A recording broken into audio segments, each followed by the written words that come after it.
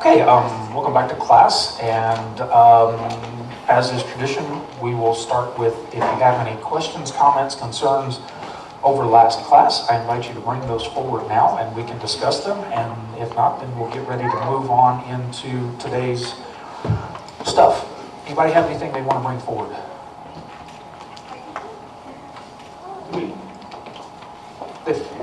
Hand the microphone over to James real quick.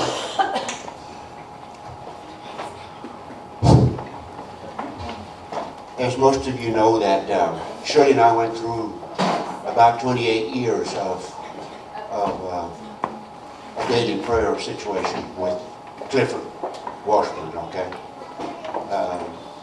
Born without being able to speak, being unable to feed himself, being unable to communicate at all with us.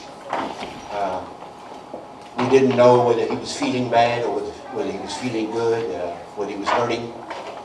And we went through that situation for 28 years, okay?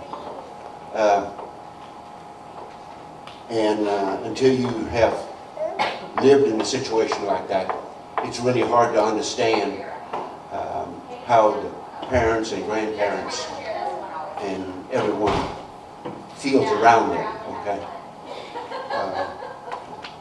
I don't see Randy here. Randy? Here, behind you. Oh, okay.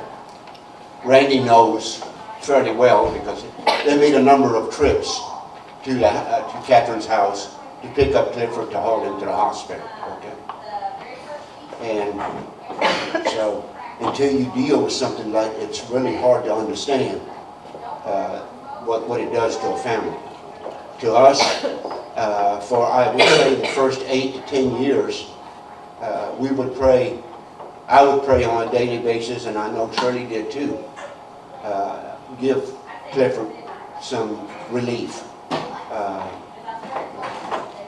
Give him maybe the ability to speak, to let us know how he's feeling or is he hurting. And then after about 10 years of that, I changed my prayer. My prayer changed. And I actually gave thanks for having Clifford in our lives.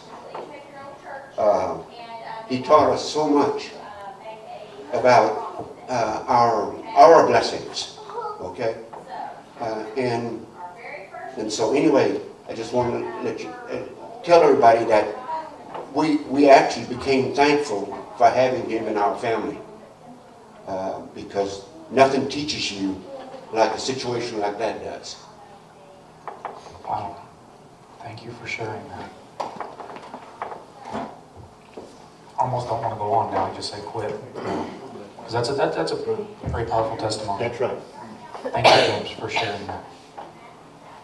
And maybe we can pick up on that a little bit as we go through the class about how your prayer can change.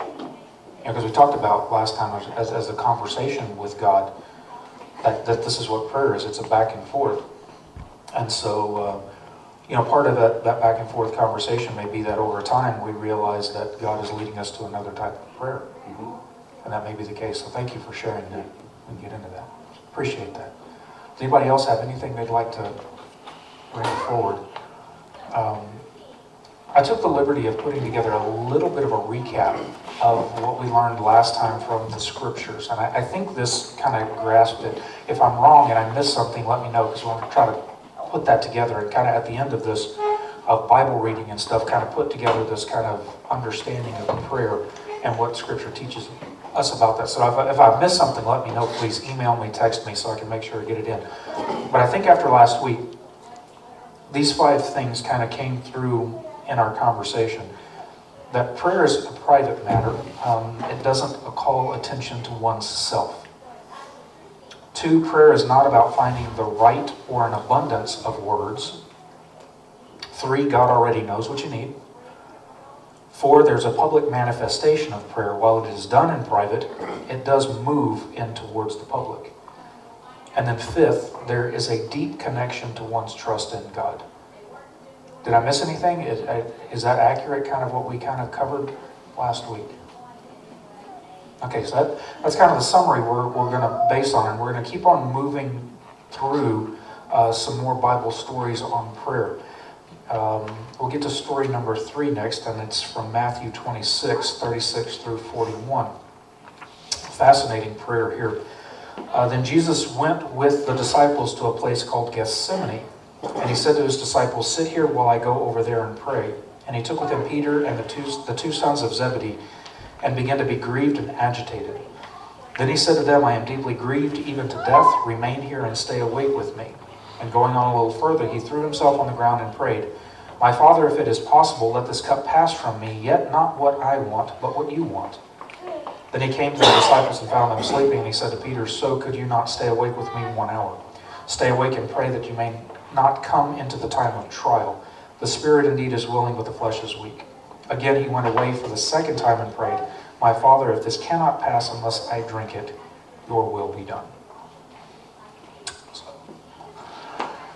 what do you think about that one? What kind of comes to mind with what this may be telling us about prayer in the midst of that? And again, remember our governing question about, what about people who have thousands of people praying for them, where there's only one person praying for another person? I mean, what is that all about? If one prayer is just as good as thousands of prayers, what's the point? And then, moving on, I know that if something were to happen to my kids, I'd be busting it out there, having as many people pray as possible. So what's that all about? So these are kind of the questions that are governing that. So what may this text have to say to those kind of questions? Does anybody have anything? Not my will, but thy will be done. Yeah, that comes through pretty strong there. Not my will, but yours be done. And again, what does that go back to?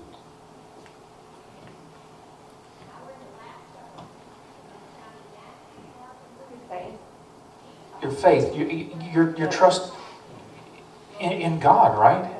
Your trust that ultimately says, okay, no matter what happens, ultimately I trust that you have what in mind for me? That ultimately God sees what's best for us, right? And that's kind of what it is, that ultimately God sees what's best for us. I'm going to get myself in trouble here maybe. If not with you, with my YouTube audience. If anybody actually watches it. Okay, yesterday there was that big rally around the nation with kids getting up and speaking to the issue of gun control. Okay, I don't mind the fact that they're speaking. Don't mind that at all.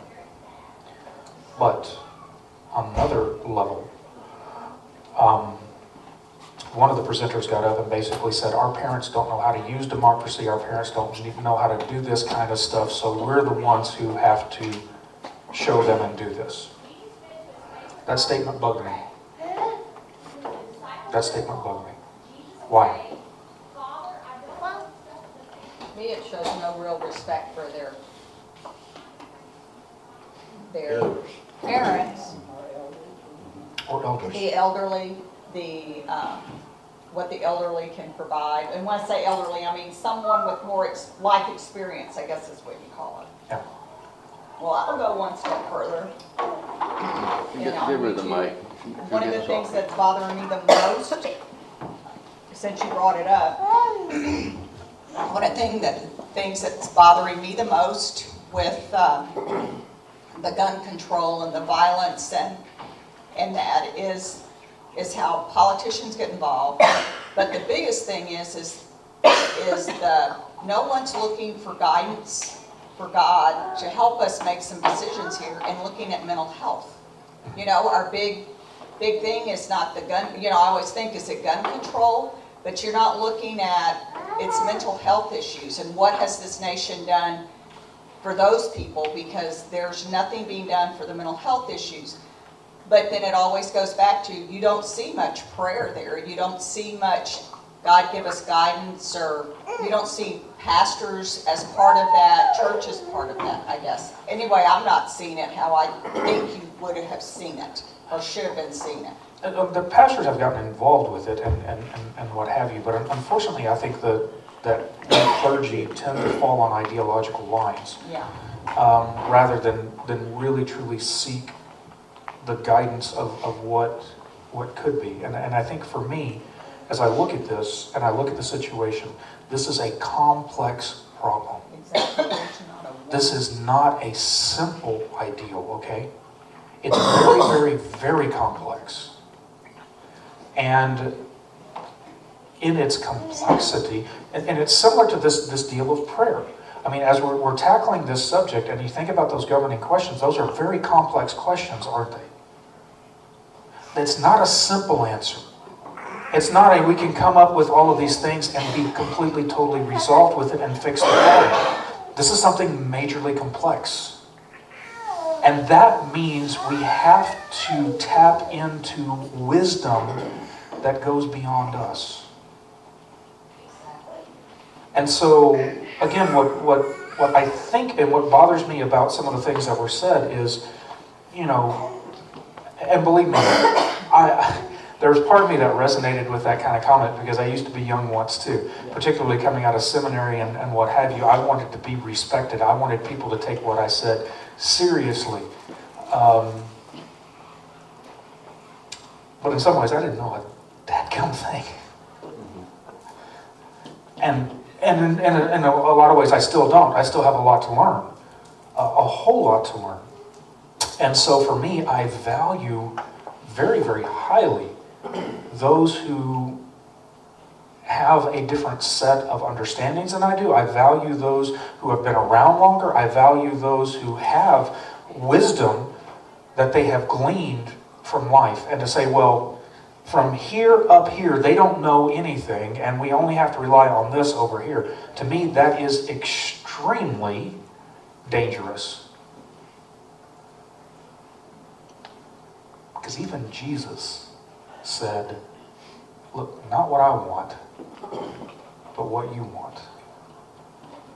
The prayer was, I trust that there is something beyond my own ability to see. I trust that there's something beyond my own faculties that I can rely on that may be looking out for the good. And for us with prayer, I think that's what we're getting at with this prayer of Gethsemane. That even though I can't see it, even though I may be struggling right now, or what I see in front of me really sucks, because what is Jesus looking at right here? What is he seeing that's coming up? He's seeing the crucifixion. And anybody who looks at the cross and says, that looks like fun, you gotta screw loose. He's looking at that going, this terrifies me, this scares me, I don't want to do this. If there's any way possible, get me out of it.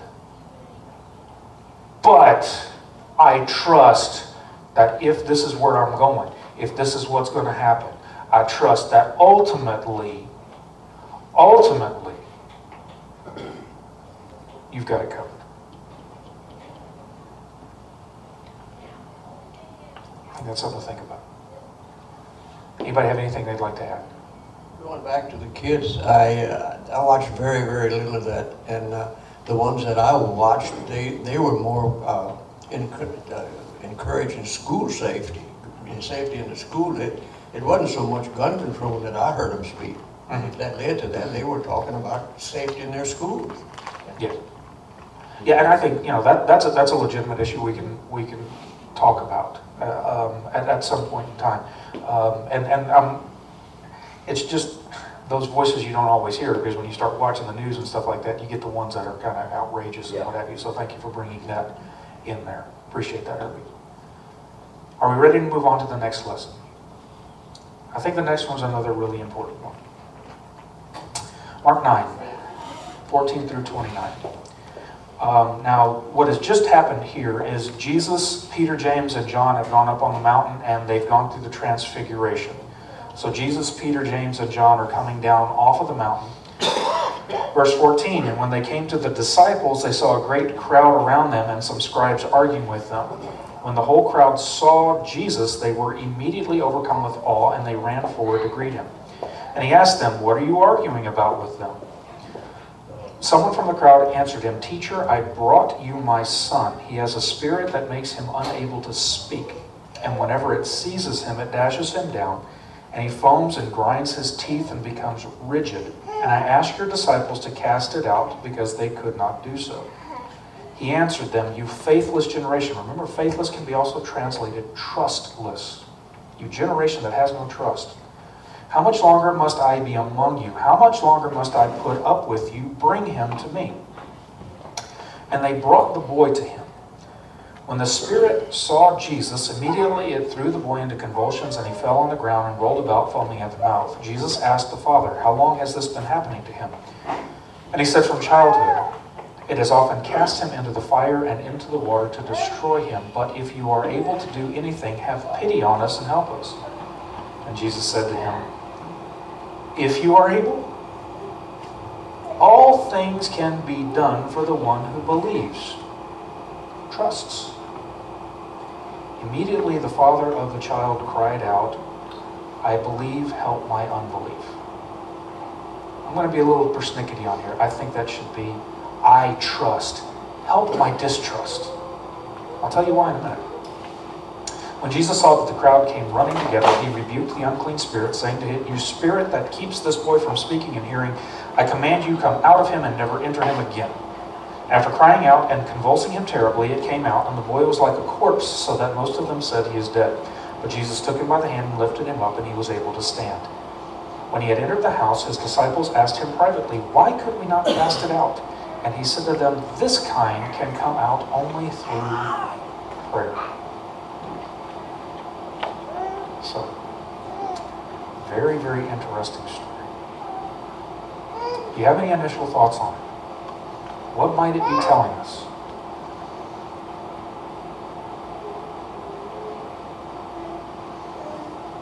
Anyone? Go ahead, just jump out there. That's saying that prayer has power. And you're not just saying something to God. It's saying, Yeah. It's saying that prayer has power and that you're not just saying something to God, but that it is, there's an effect. There's an effect.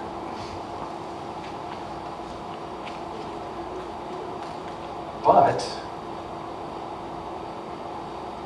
even though the disciples were trying, what were they doing?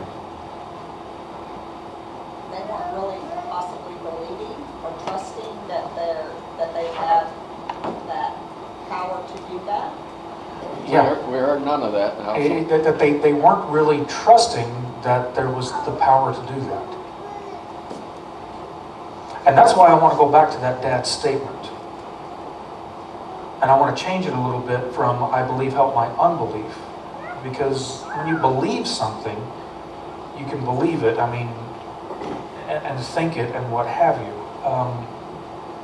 But it doesn't mean you necessarily trust it. And most of us believe that politicians exist, right? No offense, Randy. Yeah. Most of us believe they exist. How many of you trust them? Not me. And I think this father's statement hits home to me more about my relationship with God than anything else. How many of you can say you trust God? At least on one level, right? Absolutely, every one of us can. How many of us can say we trust God absolutely, fully, 100% with every single thing? Anyone?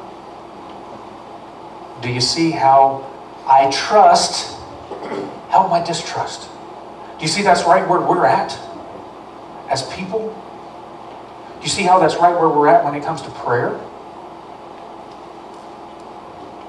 I trust God. I trust Him. I really do. I trust Him. But am I at that point where I trust Him to that extent? Go ahead, Rick. I've been biting my tongue this whole time. I'll quit doing that now. One thing that I've been thinking about is there's a dichotomy on this. You can trust God, but you can't trust yourself to know what His will is. So when you ask Him for something, you can't trust it's going to be done because you have no idea what's the best thing. And that's where we want to be careful when we try and make trust, meaning if there's something I want, then it'll happen if I completely believe it's going to happen.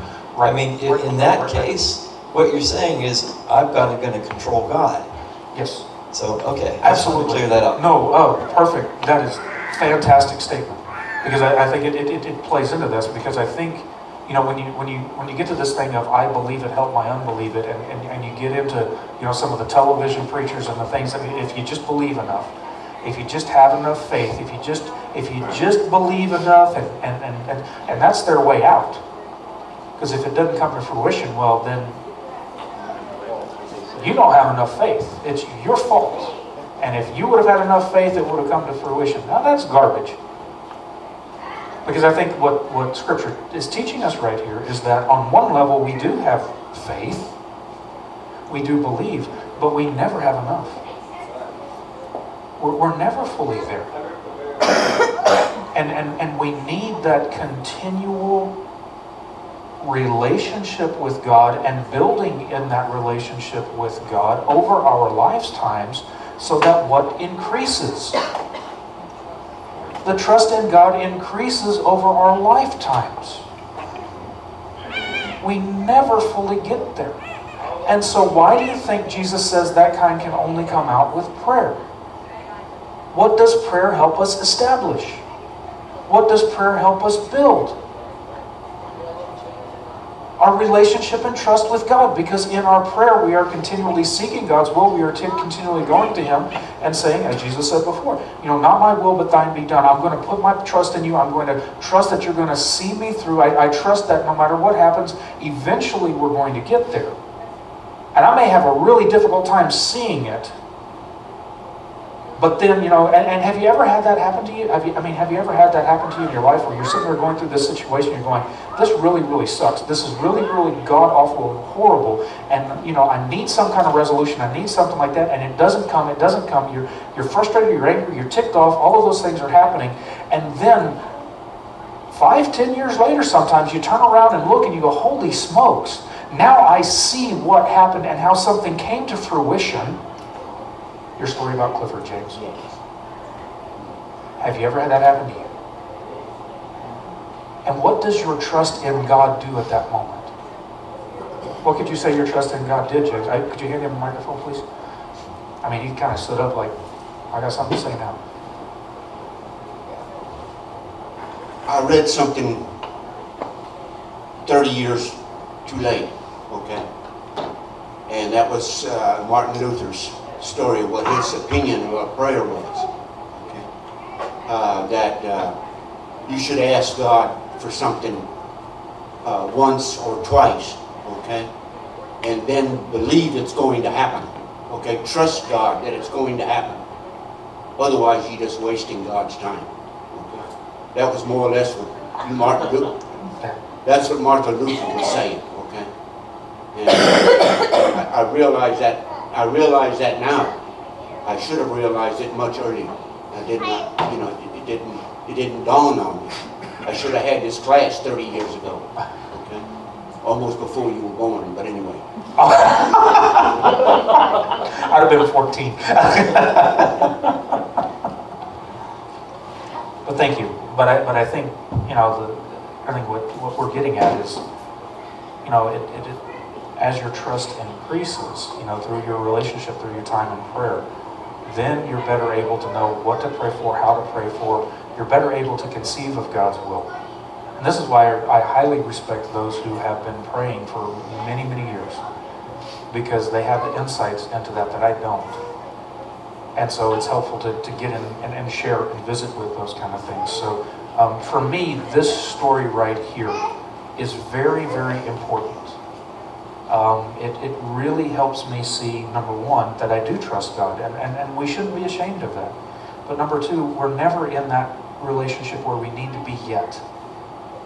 And then part of the way we get there is by prayer, by continuing to go to God in prayer, to continue to be in that dialogue and relationship with Him. And over time, that continues to grow. I don't think we should ever think we're fully there. But over time, it continues to come to fruition. Anybody have any thoughts or anything? Is that helpful for you? To look at those things in that way, yes or no? You don't have to say anything for the videos, you can just nod. Is that a little helpful for you? Okay. Story number 5. This is really another interesting one. In the morning as they passed, they saw the fig tree withered by its roots. Then Peter remembered and said to Jesus, "Rabbi, look, the fig tree that you cursed has withered." Jesus answered them, "Have faith in God.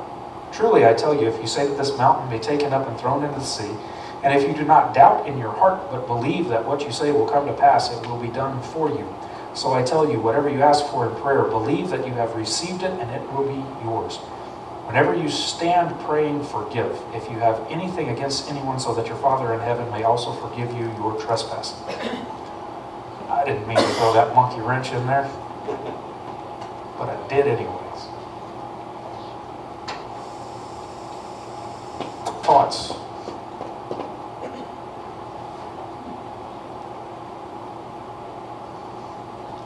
Did I tell you prayer was a complicated subject? So, what does this say? This is a favorite of those televangelists that we just talked about earlier. If you just believe enough, if you just have enough faith, it'll come to fruition. By God, I may not want a mountain moved, but man, I'd like a mountain of money, and if I just believe enough, it'll come to pass.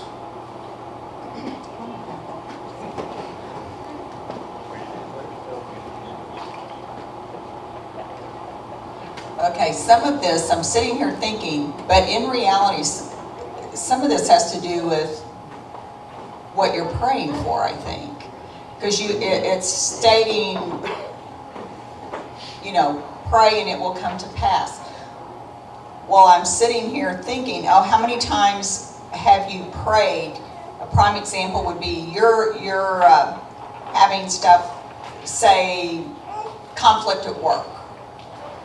And you're having that conflict and you're praying, but you're praying for those people to change, not looking at what you might need to be doing to help that change come around. So I see that then also in where it's saying, if you believe, whatever you ask for in prayer, believe you will have received it and it will be yours. Well, for me, you still need to... Check exactly what the wording is. Check exactly what the wording is and go back and look at that again. Where at? Whatever you ask in prayer, believe that you have received it, and it will be yours. Think about that terminology. Believe that you have received it. What tense is that in? Past. Does it say believe that you're going to receive it? Yeah, we've received conflict, all right.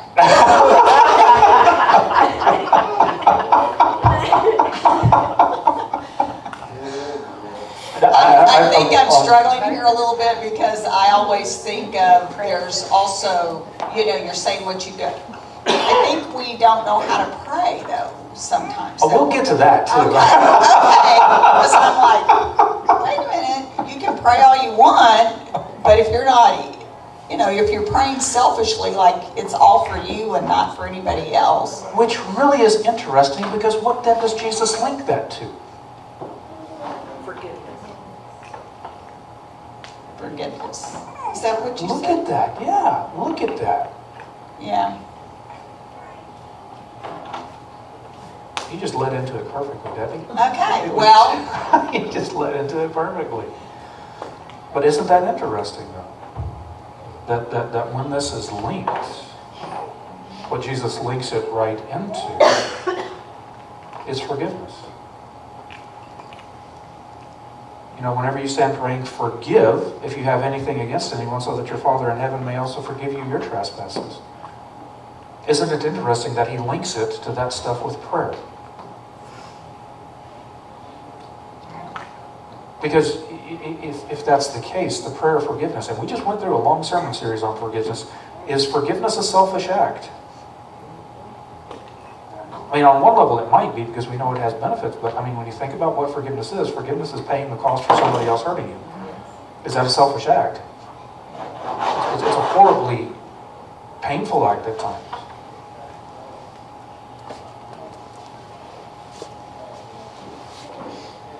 And yet that's what the prayer is tied for. And again, I go back to the tense that it is written in. Jesus doesn't say pray for something, believe that you will receive it and you'll get it. He says pray for something and believe you already got it. So when I pray for the forgiveness of sins, what should I believe? When I pray for God's grace and mercy, what should I believe? It's already there. If I pray that conflict may be resolved, what should I believe? It has been resolved. If I pray for wealth, what should I believe? I already have it. It's already been granted to me. Because this stems back to my relationship with God. It stems back to whether or not I trust Him or not to provide for me whatever I need. That's what it kind of stems back to. And sometimes the devil indeed is in the details with this. And I think it's really, really important because we can take this stuff and we can go into areas that I think it was never meant to go. And I think I talked about this last class, if you trust in God, and I mean, you're looking at a mountain and going, God, just get that mountain out of my way. I mean, would you necessarily need to pray for that? I mean, is that something you would pray for if you're trusting God? Oh, I'm tired of living in these rolling hills. I want a flat plain. God, make this a flat plain area. Would you do that? I mean, if you're living in a relationship with God and trusting God, would you do that? No. You wouldn't do that. So it again depends on what you are praying for and how you tie it all together. And again, it goes back to whether or not your prayers are selfish or not. That is something to examine because oftentimes, when you start examining the root cause of your prayer, sometimes you'll find there's some selfish things there. And I think that's important to realize. Why are you laughing? So I think it's Because part. when you're praying, you don't see it as selfish. No. Most of the time you don't. Most of the time you don't. But I mean, and I'm not going to slight this because I'm not trying to condemn it, okay? Please don't hear me as condemning this. But when my child is sick and really is sick and I pray for him, is there a selfish component to that prayer, yes or no? Yes. Absolutely there is, right? Because I want my kid to get better. I don't want to go through the pain. I don't want to watch them hurt. Spare me that pain so that I don't have to endure it and make my kid better. All prayers are selfish. I mean, truly, you are wanting something. Now, it might be that you want somebody else to get better, but if you didn't care about it, you wouldn't pray. That's a thought. Yeah. That's a thought. You can easily, you're exactly right, Randy. You can turn in every prayer that you say and say, is it not selfish to a point? And I think maybe that's part of the challenge of that is, and that's the challenge of prayer sometimes when we enter deeply, deeply into prayer. And I think that's where, some of the folks who push prayer to the limits get to that point where when you come to God in prayer, that you spend some time in prayer just blessing God. That's not a selfish prayer to sit there and just bless God and to thank God. And to just sit at God's feet and say, thank you for everything that you have already given me. Where I've already received uncountless mercy, uncountless grace, uncountless love. I've already been given all of this. I don't think that's a selfish prayer. Because that's a glorification of God. And I think ultimately that is where prayer leads us to. And I think that helps answer part of that question that we kind of govern us. What's it all about when we go ask a whole lot of people to pray for us or pray for something? Because we're terrified of what may happen. And we want people to pray with us. That's the selfish part, but then there's kind of another part to that, another component that I think, and we may get to this a little bit later, but I'm going to go ahead and speak to it now. Have you ever found it to be that when something happens to you that you cannot bear the burden alone? That you need other people to trust for you because you're having a really tough time trusting at that point. You ever been there? The light just came on. Yeah. Let there be light. I just can't.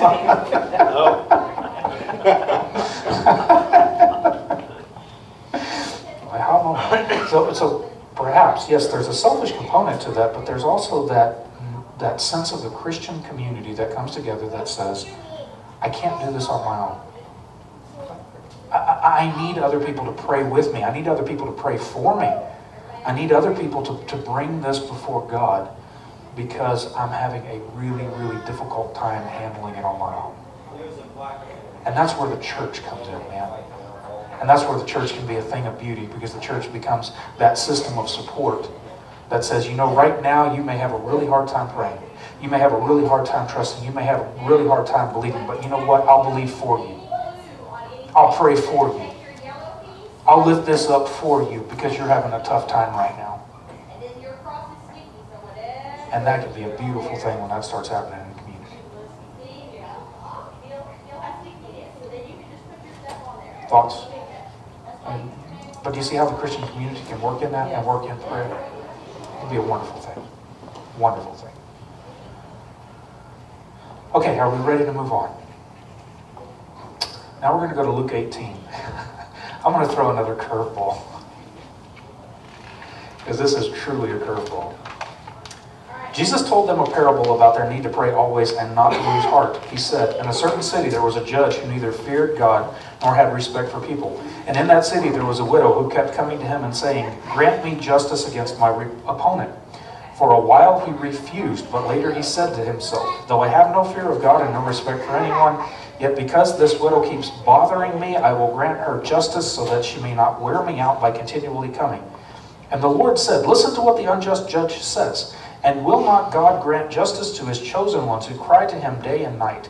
Will he delay long in helping them? I tell you, he will quickly grant justice to them. And yet when the Son of Man comes, will he find faith on earth? I told you that's kind of a curveball right there. It's kind of all along we've been building up. It's trust in God. It's believing that he's got our best interest for us, that he's going to do this. This one seems to indicate that we need to be a pain in God's butt. Doesn't it? It seems to indicate that, doesn't it? Squeaky wheel gets the grease. That's what it seems like. It's like, oh man, here we've been talking about all of this, and then all of a sudden here's this parable, bug, and eventually you'll get what you want. A couple of things here. Let me ask this question. Is God like the unjust judge?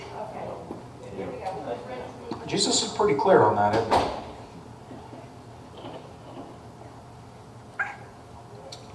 Because your Father in heaven is not like the unjust judge. Your Father in heaven will grant justice swiftly. Which I think is an important thing. Did you also know that justice can be interchanged with the word righteousness? Did you know that?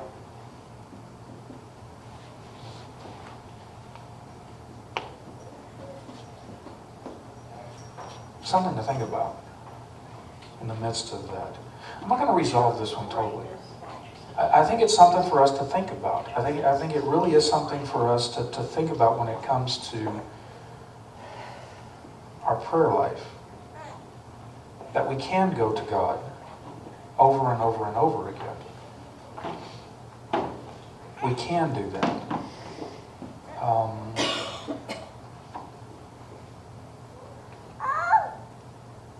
because I think it also means that we are reaching out,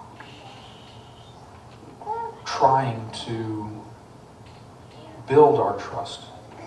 We're reaching out, at least as Jesus is saying here, that as we continue to do that, as we continue to reach out, as we continue to make our requests known to God,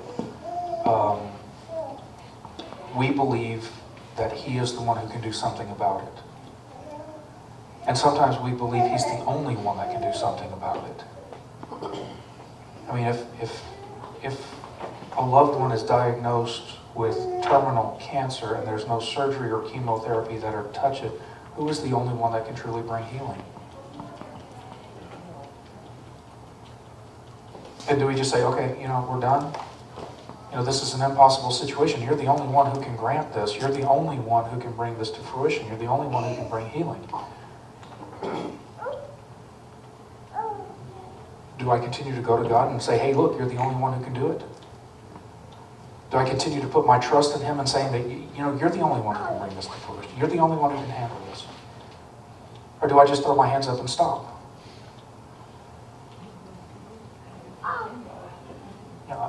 And I think there's a lesson to be learned by that. And Luther was absolutely right when he says, when I take my request to God, I should just bring it once or twice because I can believe that God can do it. But sometimes in the midst of those things, when you are dealing with someone who is going through pain and suffering and everything else like that, sometimes once or twice isn't enough.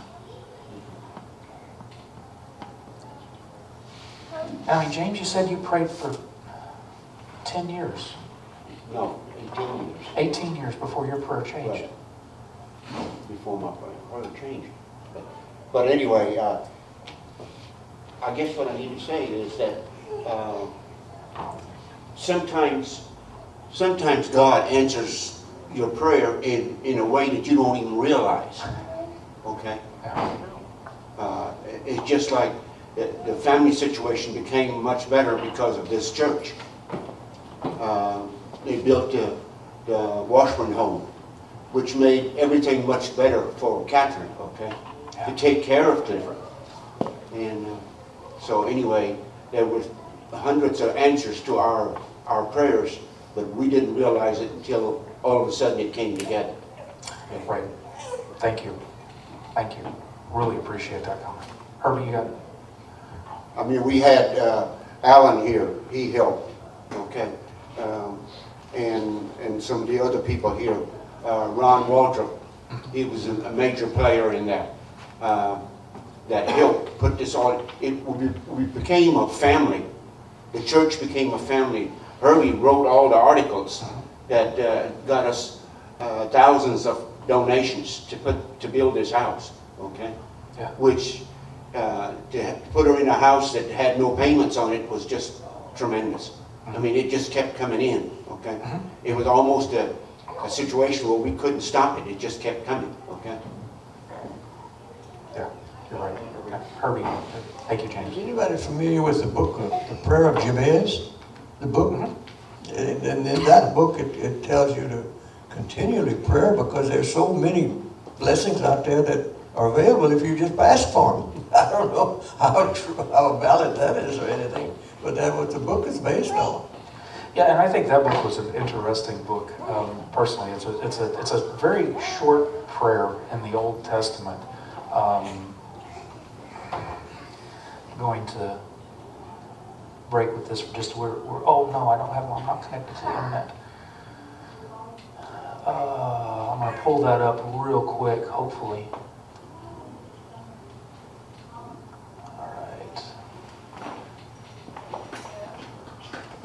Let's see here if we can get my Bible browser up.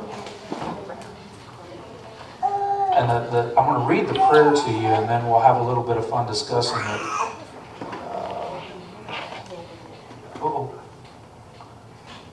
Don't you hate it when you hit the caps lock? Okay, there it is. 1 Chronicles 4:10. Jabez called on the God of Israel, saying, "Oh, that you would bless me and enlarge my border and that your hand might be with me, and that you would keep me from hurt and harm. And God granted what he asked. And the guy wrote a book on just that little prayer and said, keep doing that.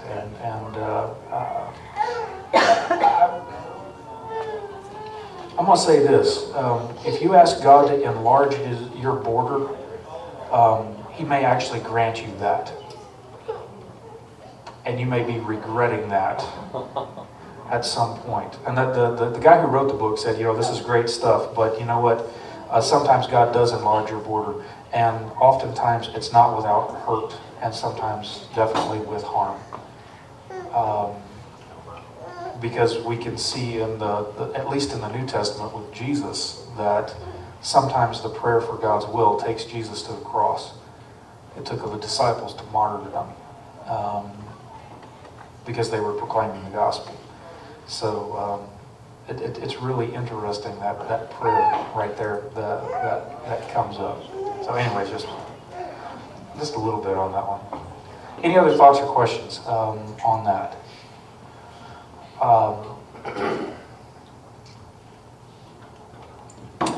Okay. We are running out of time, so we're going to end it there. Thank you for the discussion and the comments. Next week we'll continue next week we've got Easter, so we're not going to meet. We've got Easter breakfast and then Easter egg hunt, so we'll come back on the 8th. I know that's usually the least attended worship Sunday of the year, but I trust that you're going to be the exception to that. So we'll see you on the 8th, and we'll keep going through this because we're going to get into some more deeper teaching and resolution. So thank you for your comments and everything today.